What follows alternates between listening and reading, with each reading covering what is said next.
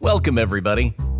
It's time once again for the next chapter with Charlie Hedges, as he explores turning the page on his life and yours. Hi, all, and welcome to the next chapter with Charlie. This is where we explore thoughts of understanding your deepest self in light of your everyday life. And you know, we have a bit of fun in getting there. Today, my special guest is Vasily Yurenkov, founder of Greener Relocation. For years, Vasily lived between two countries, Italy and Russia, never really settling down in either one. And it was at the height of the COVID lockdown that Vasily realized a critical insight that would shape his business forever. And that is, most people don't intentionally choose where they move. Makes you wonder. Vasily's vast knowledge of moving abroad and his expertise in international affairs enabled him to guide people to their ideal destinations. But his strategies apply to a move anywhere, not just international. He helps people make informed decisions based on their personal preferences and the compromises they might be willing to make. After more than 7 years of doing this podcast, I have never explored this topic on the show. I can't wait. So let's get into it and let's welcome our guest, Vasily Yurenkov. Welcome to the next chapter with Charlie. Hi, Charlie. Thank you for having me. Good to have you. I know we're going to have a guest come in every now and then. What's the guest's name? Guest's name is Albus Black. And right now he's trying to kick down my laptop. Yeah. Albus Black is that from Harry Potter? Yeah. So he's a huge black Maine Coon, and the breeder decided that they needed a name that would start with an A because he's from the first litter. So they chose Albus Black, also Albus being white in Latin. So it's like black, white, black cat. I mean, even in the naming of a cat, you have philosophical metaphor behind it. As we chatted yesterday, there's a lot of philosophical metaphor going on in you anyway. So that's really cool. You know, Vasily, I have to admit that I am totally unfamiliar with the services you offer. As we chatted earlier, and it seems to me that we all could benefit from your processes, even if we are moving not just around the world or the country, we could just be moving to another county. And I want to go through the strategies of what you look at. So why don't you tell us about what services do you offer in Greener Relocation? Sure. So the main service we offer is helping people create their own strategy for relocation. Basically, we start with figuring out what is it, the pushes and the pulls, right? So what are people looking at in the new place? What are they unhappy about it, about the places where they are right now? And what, so to say, drives them and what forces them to stay behind. So because it's very seldom that the place where they are is very bad and they want to go to, and that there is a place where everything is very good. Usually there are some kind of trade-offs. Yeah. So where you are, right, something is good, something is bad. So how do you measure that? And this is where we come in. So we sit down, we talk people through that. We help them assess different locations. We highlight the trade-offs and we help plot the course. What kind of visas do you need? What are your next steps? Are you ready to move, or do you need, I don't know, to do some things career-wise? I mean, sometimes maybe different. If we're talking about applying it not to the international relocation, you're absolutely right. It can be also applied to moving to another state, for example, in the US or into another city. It's pretty much the same playbook. So the main thing is you have to really sit down and be very honest with yourself. And that's where you usually need someone else, to think against. Right. Like against a mirror, right? You need somebody who will be sitting there and asking you sometimes very uncomfortable questions, saying, "Oh, you just mentioned that. But I also see that before you mentioned something else, and there was a kind of contradict. Uh-huh. So what do you really want?" Because knowing what you really want is actually the hard part, the first hard part. Then it is how you measure it, how you take it to the data so that you can be sure that at least you don't, miss some important side, because you can't experience all locations on your own, right? So it's not possible. Even visiting all 50 states will be quite a feat, right? Yes. So what I do is pretty much, strategic analysis, the way corporations do that. When a strategy department presents something to the CEO, so okay, this is our options: option A, option B, option C. These are the risks. These are the trade-offs. Please make a decision. But even somebody who's being told by their company, here's the city, we're moving you, you're being relocated to Munich. Yeah. Munich is a big place. There's a lot of choices that I don't know. Do businesses offer people help with that, or is it really better off for them to come to someone like you and get? So, yeah, Go sorry. ahead. No. Yeah, so the people who are being internally relocated sometimes come to me because very often it is not what they are offered is not like, okay, you go to Munich. Because, well, if you're offered like you go to Munich, that's pretty much it, right? But sometimes they can be offered a few offices. And this is where I come in. Because you're getting offered, say you are in New York and you feel like you might want to go to London, but your company offers you Singapore, Cape Town, and Madrid. You come to me because then I will help you figure out, okay, what is it you're looking for? How do these places compare? What you should be ready to actually expect, yeah? Help you set the expectations and help you make a choice. Because, okay, you will know how much are they willing to pay to you in each of those locations. How good or bad will it be for your career? But you probably don't know how they relate crime-wise. How good are the educational systems? Are there private schools? Yeah. How good is the healthcare? What is the political climate? All those things. Yeah. That's my brain is going crazy because I'm not thinking like a business guy. I'm thinking like a retired guy who wants to spend months at a time in different locations. And I thought, you just mentioned 3 interesting places: Singapore, Cape Town, and don't tell me because Madrid. the third one was my biggest interest, Madrid. But I've been to Madrid. But I would love to know more. I could use you to say, look, I'm just going to go spend 30 days, and I just want a new life's experience. I like to. I'm not that. Have you seen? I don't know if you have access. This commercial is runs on your TV, but there's a commercial that runs on our TVs that says, travel used to be an adventure. Now it's a checklist. Well, oh, yes. and so,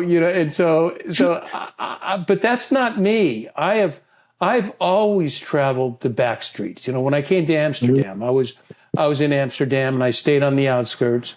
But then I would just, I have this odd thing of where I get out of my Airbnbs. Typically when I'm traveling like that, I go Airbnbs, and I walk out and I kind of know the direction I'm going. There's a museum or there's some place I'm headed to off in the distance. And I just know I'm going that way. I throw on my backpack and I just start walking. I really have no idea. It's sort of like Frodo in the Lord of the Rings. Where did he go? He headed east. That's what I'm doing. I'm heading east. And then I just take in the sights. I take in the people. I take in the clotheslines over the street and the barbershops. I'll go in and get a beard trim. I typically don't need much of a haircut because that's pretty much done. But I like in cafe. I'm a cafe person. I like to hang out at a cafe with a laptop and write and think and I want to catch a culture. And so I think I could probably come to you to say, where am I going to catch a culture? What culture am I really going to enjoy? I don't care about the Eiffel Tower. That's a very good question. A tricky one too. Oh, good. That's a tricky one. So if we're talking about culture, so there are these interesting tools. Maybe you've heard of them. So one is World Value Survey by Ronald Engelhardt. And another one is Geert Hofstede's 6D model. It's called Culture Compass now. And basically what they look at is fundamental values, and they measure them with the help of very well-designed surveys that are being conducted every few years across a big number of countries. So like 120 for Culture Compass, and probably all there are for World Value Survey. It's a very big thing. So what we managed to do is we managed to give you a questionnaire and kind of find which countries are more like you in those fundamental values. Like, okay, so what is your relation to power distance? What is your relation to indulgence? Do you indulge yourself or do you not? Are you collectivist or individualist? Are you success motivated or lifestyle motivated? So all these things. Oh, that makes sense. This is one aspect. The other aspect, which is Engelhardt, it's more political values. So, okay, what is your relation to what are your views about family, gay marriages, abortion, religion, this kind of stuff. So this is one way of finding, okay, and then I can show you, for example, which countries look more like you and whether you want to explore those, or which countries look the least like you and whether you want to explore those. If we're talking about exploring, right, I wouldn't recommend living in a country that doesn't look anything like you. But if we're talking about like traveling for 30 days, having a look, so that may be where I would have started. This may be a start. Yeah. So, okay. So which country doesn't look like you? And what does it look like? But then again, I would still add some, other measurable parameters, because that way you may end up in DR Congo, where probably it's kind of scarce on coffee places where you can work with a laptop. Yeah, and where you have to have an armed guard with you. Absolutely. Like in Lagos, Nigeria. Like in Lagos, yes. Yes, I've seen that movie. Firsthand, I guess. Firsthand. So I just added a new piece to your portfolio. That's actually a nice idea. Yeah, I should talk it over with my guys. Maybe they can come up with some funny way of, packaging it as an offer. What types of clients do you focus with most? So most of my clients, I would say they're usually middle class, upper middle class, either professionals who are being relocated or who can, well, I wouldn't say easily, not in this market, but who can confidently, find job abroad. This is one big group. The second big group are entrepreneurs and start-uppers. So those who are also quite mobile. Then there are all kinds of nomads, so freelancers who are really looking into traveling around, but especially those who are already tired of traveling and they want to settle down. But they've been to, I don't know, 8 countries for a few months each, and they know that they don't want to live in any of those, but they don't know. Okay, they know what they like, they know what they don't like, but they don't know where these things kind of coincide.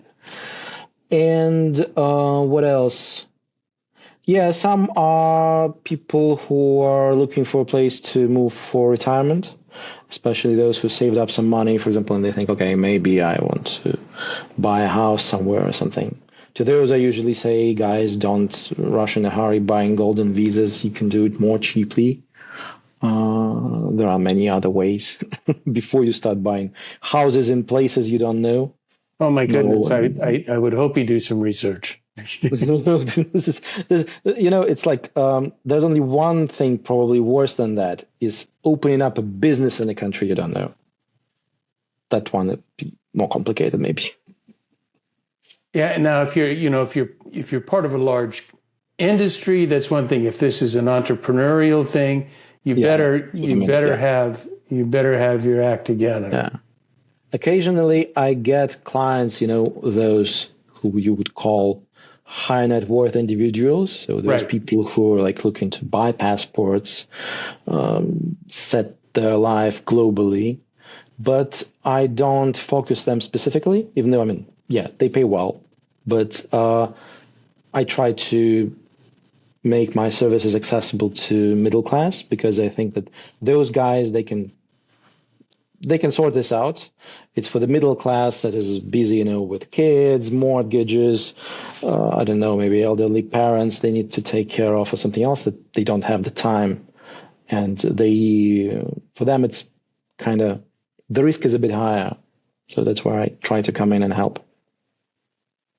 I see. As we were talking about your strategies, and I'd like to get into, more deeply the strategies that you use, because, I read a document. I told you there was a document that you had on your website.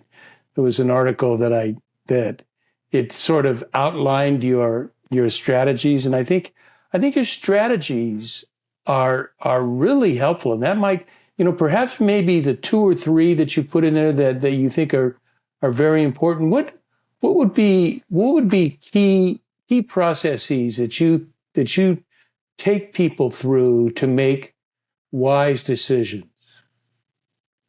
Well, first and foremost, it's the intake interview, and there can be different methods applied. I prefer using what is called push-pull anxieties and routines. So it's basically structuring the factors into what drives you to a particular location. So these are pushes that push you out of the place where you are, and pulls something that is nice out there, and something that makes you stay behind. Those are anxieties and routines. Routines, something good, something that you enjoy. You like walking the water side. I don't know, you like nice cafes. You like the amazing jazz scene in New York, for example, right? Anxiety is something that you're afraid of. You're afraid that, I don't know, by moving to north of Europe, you're running into those extremely high taxes and very low salaries, and you will be living in the street. Spoiler, you will not, but people are afraid of that. Or you're afraid that by moving to South America, you will be living next to drug cartels all the time. Again, probably you will not. At least don't choose the place that's next to them. Yeah. Yeah, you could choose that place. You could choose that place, but better doing it. You don't have to. So this is the first thing, and it's very much about an honest conversation. So this is, something where I'm kind of becoming more of your colleague, right? You being an executive coach. Yeah, so this is where we kind of do the same thing, right? And it's interesting. I must say, you know what I changed? My official title was executive coach, but this is going to help because it totally relates to what you do. I changed my title from executive coach because I worked primarily with CEOs, and so they're the bottom line decision maker. And so I called myself partner in thought. How do I coach somebody in a business that I don't know anything about their business? What do I know about their business? I know about people, and I know about strategy, and I know about planning. So I called myself a partner in thought, that we work together. It's a strategic togetherness. And I find that what you just explained, that's what you do, is that you are a partner in thought. You're not telling us what to do, you're helping us think through the process. Yeah, especially at the first part. So after that is done, right? So we have the list of criteria. Mm-hmm. This is where my expertise comes in because person says that to them security, safety is of utmost importance. But what do they mean under security and safety? Is it crime rates? Is it that they're afraid of military conflicts, of terrorism, of natural disasters, maybe of political persecution, or maybe they are afraid of being in some place where certain social group is just unpunishable, untouchable. There are such places in the world where it's not a caste system, but it kind of is, and it's not official, but everybody inside knows that. So some people don't like that. And what I do is I try to pinpoint the particular aspect.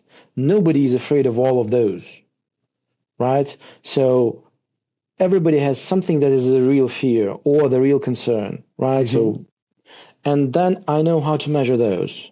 I pick up the criteria, the parameters, the indicators that are pinpointed specifically to measure those things. And then again, I do my magic. This is my expertise. This is what I know how to do. I dig up the data, I clean it up, I make sure it makes sense, or maybe sometimes it doesn't. Then, okay, I have to find some workarounds or say that, sorry, guys, this can't be measured this way, but I can offer some other option. And then, so this is a bit of me going back to my university times when I was lecturing. Yeah, so this is where I start talking about, okay, so this is how we measure it. These are the limitations. This is where it doesn't work. This is where it works. This is what we see. This is what is good, what is bad, what you have to be prepared for, what you should expect, what you shouldn't expect. So I help set the expectations so that they are not too high, because very often people move having an expectation that where they move is some kind of a paradise. Especially I see this with the people who didn't live abroad before, So they go to Italy thinking, oh, this is paradise on earth. Well, depends on where you're going and what you're doing and who you are and what you do and how you do it. Yeah, it can be. Yeah, that's great. You have this delightful integration.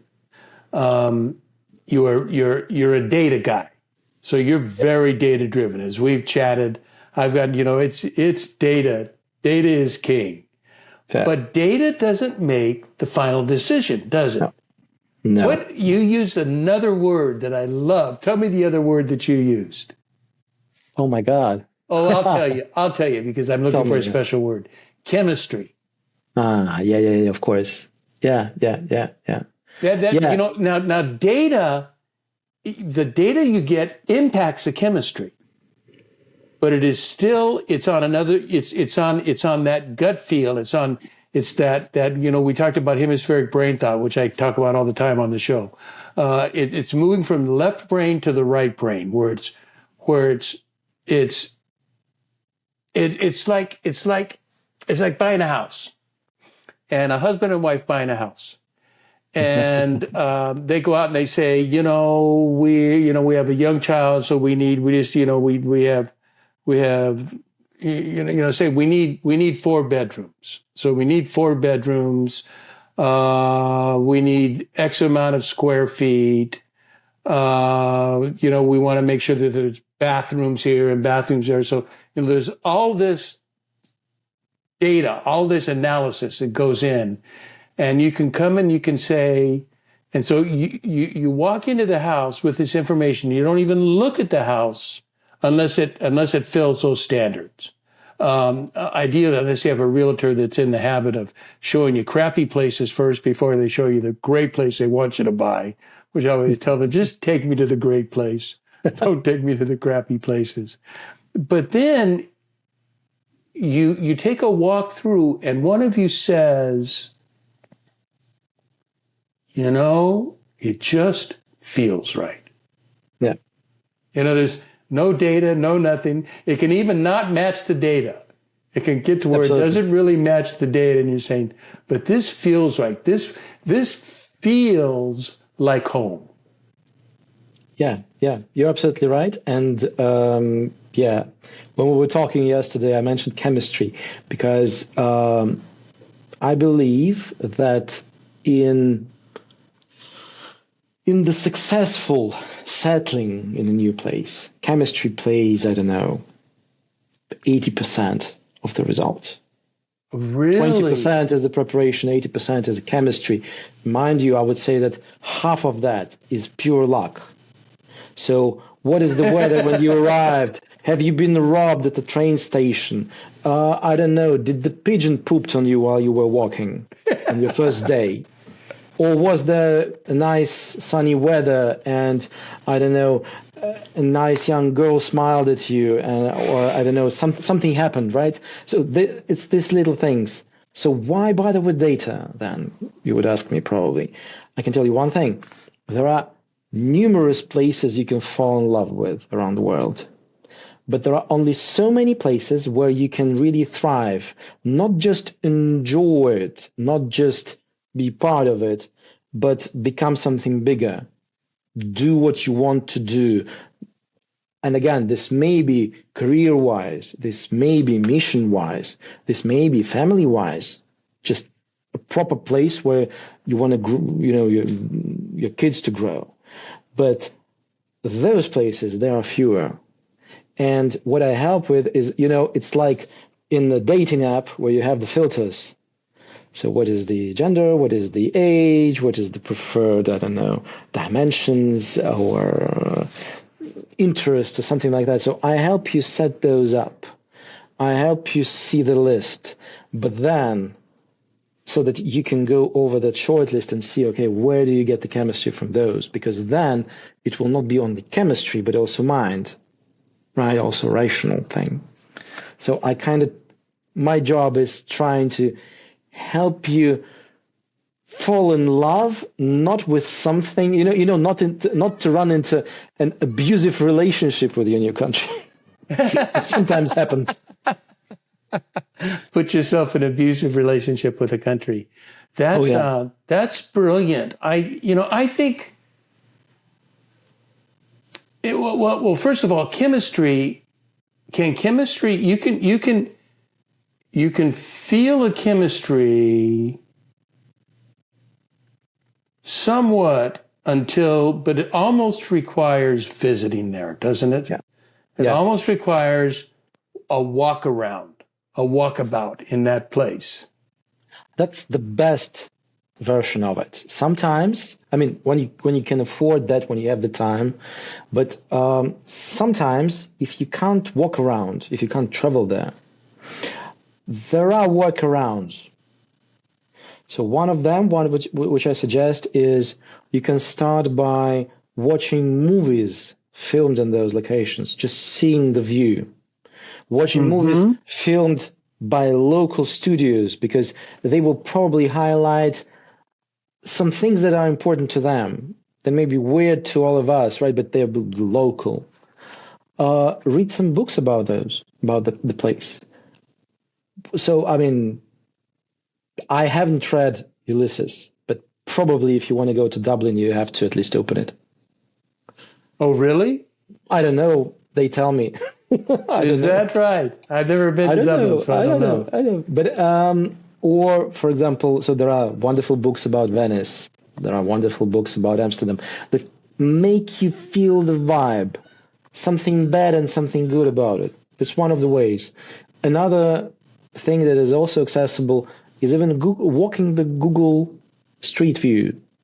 It actually works quite nice because that way you can actually see what streets look like, right? They don't sugarcoat.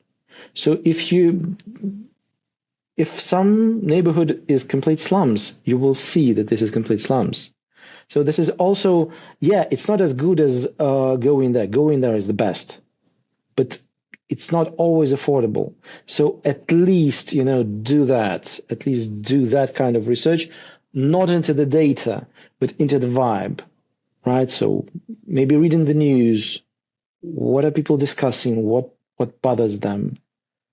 What's happening there? What are the debates in the parliament or whatever? So, I mean, that may give you some ideas. But yeah, of course, whether you're right or wrong, you will know only when you move them. But I like that. So far you've given me resources I haven't even heard about. I don't even know I knew there was a Google Streets. Oh. Where you could walk the streets of Now, is this only true internationally, or would this be if I wanted to move to Tennessee? Say if I wanted to move somewhere on the East Coast, would there be places in the United States that have Google does Google Streets? They are even better than everywhere else. I mean, you can walk around San Francisco if you so like, or you can walk around every small village, every small town. You can thoroughly study things. Yeah, they will sometimes be dated, but again, so it may be like from a few years back. But if you have a lot of homeless in the street, you will see it. If the streets are run down, you will see it. Right. So, and again, if you have read, for example, a Wikipedia page and maybe some of the news, again, what's happening, you'll know what to look for. You will be alert for what's happening, right? Yeah, I love that. Totally that's a brilliant idea. That's an idea I could even use for holidays. Yes. Say where am I going to go? Because we're always debating. Where are we going next? Well, we haven't been here and we haven't been there, but we've, it's just like let's try this new. Let's try this experience, and so far we've been very successful in doing it. However, I think if we were a bit more intentional and because what you're bringing up in me is a part of my personality that is so strong, and that's creativity and curiosity. And I wonder if there are places where I could kind of even explore my creativity and think more about what I might expect or what I might receive out of a location I hadn't even conceived of, out of a place I hadn't even thought of going. That was like Portugal to me. I visited Portugal. I visited Lisbon and the city right down the road, the river city. Probably Sintra. No. Coimbra. No. It's just Porto. No? Porto. Yeah. Porto. Yeah, it's north. Yeah, up the coast. Yeah. Yeah. But I just want, it was a place I was curious. I wanted to see, it was just, put it on my list. On my list of been there, done that, my adventure. But Portugal spoke to me, and the whole Lisbon, Porto area spoke to me. And so one summer we took a month vacation, and my wife went with her sister and nieces, and they went to UK, and I went by myself to Lisbon.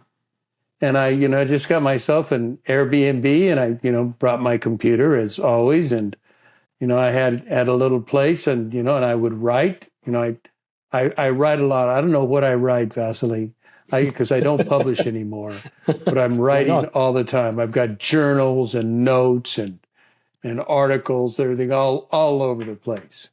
But I get such pleasure from writing. But Lisbon was marvelous, and I just walked the town and totally enjoyed it. And that was having tasted it and said, now I want to taste it deeper. And my wife came and joined me for a week, so we were there. I was there for a month. And now that is kind of good enough so that you know what it is like to live there. A month is perfect time. Yeah, it's not too long. Yeah, Lisbon is a very nice place. Many people are attracted to it. Oh, really? Yeah. It's been one of those popular places recently, in recent years. Also, after Brexit, many British went there because, well, there are some historical ties, nice weather, Porto wine. Yeah. Porto wine, yes. My friend, they use that. They use Porto as a starting point for the Camino. Excuse me, for walking the Camino. Did you do Camino de Santiago? No, I did. I almost did. I almost went with my friend, and then just timing. My friend went and walked by himself, and we were going to walk together. But as I discovered, with two introverts, it's probably best that we walk by ourselves. I mean, we're really close. We're like this. He's my best friend. And, but if we had to spend a month walking together, we'd probably hate each other. Introverts unite separately in their own homes, the international motto. That's the international model? Of introverts. Yeah, introverts unite separately in their own homes. I've never heard of that. Did you just make that up? Or is it... No. It was an old joke, a picture, like a communist party manifesto, like proletarians unite, workers unite. It was just like introverts unite separately in their own homes. That's beautiful. That describes us. That describes us. So I want to highlight your business. So I put on my show notes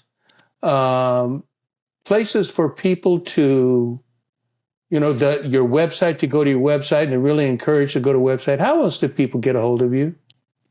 So usually it's either website or social media. So website, Instagram, LinkedIn. Those are the usual channels. Yeah, so we also put out a free guide for those who are, so to say, they still want to go this whole road by themselves. So we offer a free guide, a 24 pages long document that basically outlines what I briefly explained, right? So how do you go about it? How do you come up with this criteria? How do you measure them? How do you, proceed, and so on and so forth? Also, the trick with the Google Street Views, we added there very nice, good and trashy photos of the same city to kind of highlight that you can actually walk in the Tenderloin in San Francisco, or to what is it, Alamo Square? No, to some nicer area, for example, right? So, and we were looking for like the trashy part and the nice part for each of them, so that people can understand that you have to just really spend some time walking there, so that you can figure out. But this is a good tool. It allows you to really get the glimpse of what city looks like. Yeah, so these are the main. The main source is how people can get hold of us. And also, you were mentioning about, for many people, it is about vibes. So vibes are extremely important, right? So as you mentioned, you went to Portugal just out of curiosity, and then you liked it. The good thing is that I have traveled quite a lot. Yeah, I'm still far from having visited every city and country in the world. That's not even possible, maybe, I don't know. But very often when we talk with my clients, I can sometimes get, get the grasp of the feeling of what they're looking for. And then sometimes they tell me, well, the style of that particular place. And then that adds an additional dimension, because I understand, okay, this is what the data shows, this is what the values show, this is what the person, a third dimension, this is what person can afford, visa-wise, money-wise, career-wise, and stuff like that. But also, okay, so you're more into contemporary city meeting a medieval town. Oh, I know a few places for you. So looking at your final list, I can tell you, I maybe would recommend paying some attention to this and this and that. Why? Because, well, as we speak, I get this vibe. And, yeah. And I mean, it's always very nice when you can really travel around to get this feeling for yourself. That's awesome. That's the best way of figuring out whether you will fit or not. But also, to be true, what you even after living for a year, then a few years later, it has its ups and downs when you move to a new place. Of course, that's life. So you have the romance. We call that life, don't we? Yeah, yes. So you have the romance when everything is lovely. Then you have the first fall when it's like, oh my God, nothing works. People are crazy. It's all bad. And so it goes, but yeah. I was thinking, thinking way back when you were talking about the Google Streets, and you do sort of the wonderful places and the trashy places as well. Yeah. I think I was really, really more interested. I have a side to me. I don't want to put an adjective because it gives it away, but I have a side to me that likes to explore and likes to wander. I'm very curious. So there were two by just wandering, there was curiosity. There were two observations. Well, I gave you two observations yesterday about Amsterdam, about the mores. The values are different. They have these delightful men's toilets in the park. Yeah. And what I mean is delightful is that it's just a stall that you walk into, and your head above your shoulders shows, and below your knees shows, but everything else is covered. But there's part of you show that that's just so. In the United States, it's just. Or when I was in a massage parlor, like a legitimate massage parlor, a great massage parlor, and high class. And when I was in the changing room, a woman came in to change, and I'm shocked. And then I was at events where the men's room, the door was wide open. There was just a line of urinals and guys just standing at the urinals, but the door is open because nobody cares. And then the other thing that I noticed in the city, the two fun things that I always tell people about Amsterdam. One is the pot bars. There's something very humorous about the pot bars, and that when you go in one, outside there's a sign that says no smoking. Yeah. And it's talking cigarettes. Well, people are going in there smoking pot, but it's no. And then the other smoking is forbidden. Yeah. What's that? Smoking is forbidden in coffee shops. Yeah, you can only consume what you bought. Yeah, and if they sell stuff to smoke, then I guess it's okay. If they have the part not tobacco. What's that? Not tobacco. Not tobacco. Smoke no. tobacco. And then the other thing in Amsterdam that was very interesting to me, where I found some of the best restaurants and the nicest places were what they would call end caps. On aisles in a supermarket. There's an end cap. Mm-hmm. Well, the end caps were nice restaurants or nice establishments, and the aisles, that was the red light district. The red light district has some of the best restaurants. I don't know if somebody from Amsterdam would agree. That was just my observation. I know a as an very nice outsider. formerly Michelin-starred restaurant, which is right next to the Amsterdam Central Station. It's in the most tourist trap, complete tourist trap, but a very nice Portuguese, by the way, Michelin restaurant. You guys are awesome. Yeah, it's very interesting. I'm trying to keep a sort of a collection for different countries of the words that help to understand the culture. And probably one of those for the Netherlands is, at least for me, is the word gedogen, which means, if I would spell it, it would be probably, an American would probably read it as gedogen. So it starts with G-E-D-O and so on. What it means that something is forbidden and frowned upon, yet tolerated. Yeah, so, for example, this is how red light districts survived in the city for centuries because it was gedogen. It was not allowed under the religious codes. It was not allowed, by all means. And yet it was there. Everybody knew that it was there. And whenever somebody raised the question of maybe we should ban it completely, like really indecisively, somebody in the magistrate would say, hey, do you want all these sailors to go to your daughters? Let's just leave it there. And the same with smoking pot. If you start Googling it, is it allowed to consume drugs in the Netherlands? You will find on an official website it is forbidden. Yet, it is tolerated under certain conditions.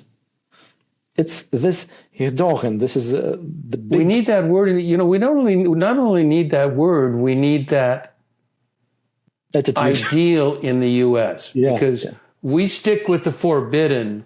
And then it's not tolerated, but it is certainly used.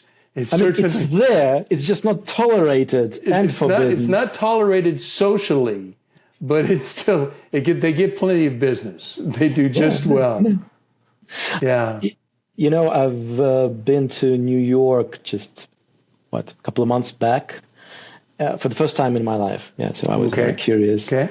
And I still kind of got this slightly New Amsterdam vibe, which it used to be, right? So it used to be a Dutch colony. It was built by Dutch. Oh, really? Really? Yeah, it was built by the Dutch, and they even brought bricks from the foundation of Amsterdam houses with them on the boats to lay the foundation of some of the buildings.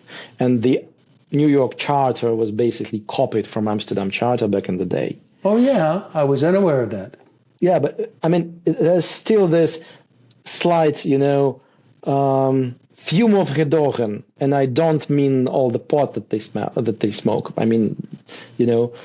There's this slight, Babylon. That's fun. You know what I want to do? We're running near time. Can't believe how long we've been. But you know what I'm going to do? I want to change, and I want to go to an interesting question I want to ask you. Not that the others have not been interesting, I hope. But you spoke to me. We spoke for nearly an hour yesterday. We've spoken for almost an hour today. So you have, you go on read, you go on vibes. So you have a vibe of me,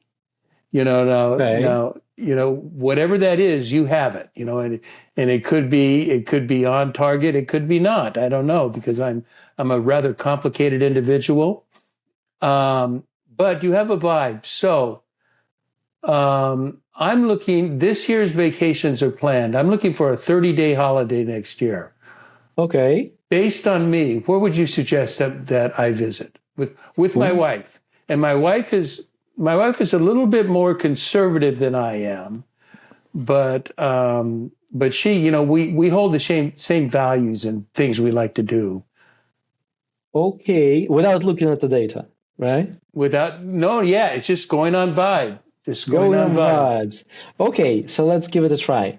You mentioned that on your vacations you like to go into all kinds of cafes and coffee places, look at Mm-hmm. people, write a lot. Do you or your wife also enjoy going to all kinds of museums, operas, theaters, Mm-hmm. Mm-hmm. restaurants? Mm-hmm. Is it also on the table? We don't do it a lot, but we are big. We're big performance art people. We're big art Performance people, art. museum, but also performance art. So we will go to museums. I will go to every country I go to. I'm going to go to the museum, and I'm Mm-hmm. going to spend my time in the contemporary art museum. Mm-hmm. But we also, in Venice, we went to a concerto, and it was quite, just held in a church somewhere off to the side, and that sort of thing. And no, not Venice, not Venice. Florence? No.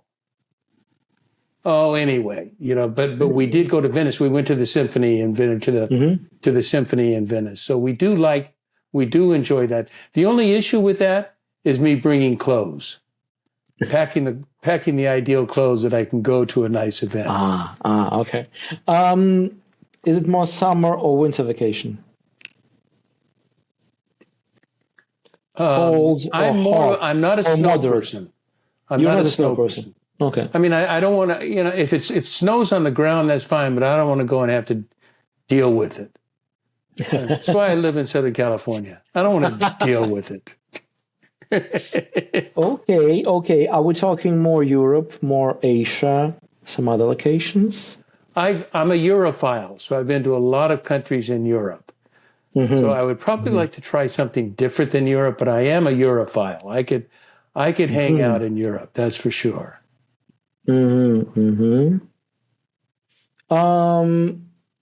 How adventurous are you? I mean, when it comes to going to places that may be a bit really dangerous. And I don't mean San Francisco dangerous, like, oh, please don't leave your belongings in a car. I mean, like, real places where sometimes you may be better not walking around some bad neighborhoods. With my wife, no. With me by myself, probably yes. Okay. So the two of you, if we're talking about how do you take heat? Heat, okay? Heat, a lot of sun. It depends on what you mean by heat, I mean, like Singapore heat. I've been to That's Singapore tough. twice, but I don't You've remember been the there. heat. Yeah, okay.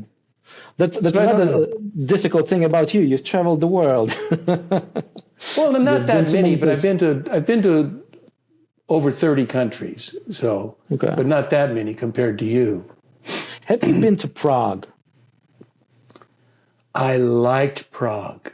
I was there, but I was only there for a couple of days, and I liked it a lot. I liked Because it that a was real my lot. first idea. I mean, I'm obviously, when it comes to vibes, yeah, I'm right now a bit in love with Amsterdam. So if you ask me, Amsterdam is probably one of the best places on earth for me. But with all this, like trying to find something where, I don't know if you've been, now I know. First thing that comes to mind is Prague, because it's this very, very amazing combination of the old town, of Europe, of Western and Eastern Europe. It's a very weird mixture. Very friendly and interesting people. A lot of history there. Lovely cafes. And I mean, another maybe a bit weirder place for you, Oh, where you good. might. I like that. Use the right adjective.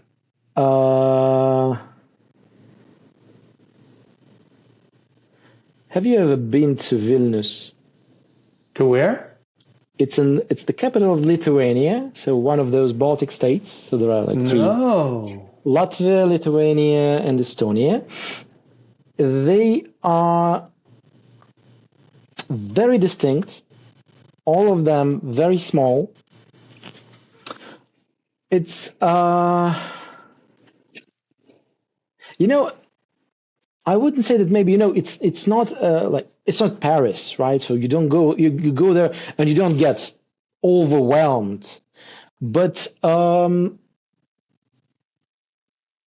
you mentioning you liking this vibe, walking around the streets, looking around, just, the curiosity, the cafes.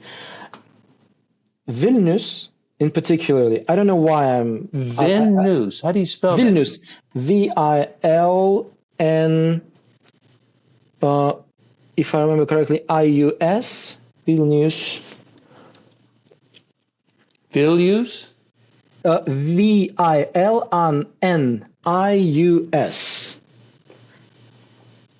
VIL. NI. Vilnius. Okay. Yeah, Vilnius. Yeah. Yeah. Sorry, pardon my pronunciation. Yeah. No, it's your pronunciation is just fine. I'm the American. So, It's not the nicest of them. That would probably be Riga. It's not the most different. That would probably be Tallinn, where you still have the actual two-story wooden houses. It's amazing. But it has this very, very distinct vibe. It's it's almost hard for me to really explain. It's not the most beautiful place. No, it's not. I mean, it's a bit dark. It's very green. It has its castle. It has some very interesting architectural objects. But it is, even when it's raining, and it's raining a lot because it's quite a northern place, it's just cozy. You just walk the streets until you're all, tired, and if it's raining, it's wet. Or if it is summertime, you're absolutely hot. It can be very hot there. And then you go to this small coffee place, and each one would be different and pretty distinct and very cozy and very nice, and with interesting people with whom you can chat if you like, or not chat if you don't feel like. They will not bother you, but they will also kind of keep up the conversation. And it is a very interesting place. Yeah. Okay. Somehow, trying to pick for you because, obviously the usual suspects like, Constance in south of Germany. You may have been there. Munich, you've probably been there. Amsterdam, you've been there a few times. So I'm trying to pick something which may be of interest to you. You've been to Florence, you told me. I mean, this is obviously one of the places where you can go. But again, in Florence, half of the restaurants will be tourist traps. They will not be good. You have to know the right places. In Vilnius, you can just drop by to pretty much any place. Even if the coffee will be bad, they will make it up in, I don't know, in cake or in the food. And it's this very, very hard, I can't put my finger on the vibe, but it's also very different from Prague. It's very different from probably anything you've seen. Okay, that's helpful. You know what? What I just did. It was a test, and and not really a test. I mean, I meant it because out of pure curiosity, but it shows the way you think, and I think, my listeners for travel would really want to speak to you. It's so much different than talking to a travel agent or talking, they're trying to sell you stuff and you're trying to promote an experience. It's very different. Yeah. And I think you showed that in telling me about Vilnius. Actually, this is our time. It has been great fun, Vasily. Thank you for that. The time has just flown by. Thank you, Charlie. It was a real jazz, as you promised.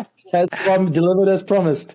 Thank you. I really appreciate you spending time with me. And the show, we'll get you a copy of the show when it goes live. You'll get everything so you can enjoy. Thanks very much, my friend. Thank you, Charlie. Have a nice day. And I also want to thank everybody for tuning in to the next chapter with Charlie. And until next, this is Charlie Hedges signing off. Bye for now.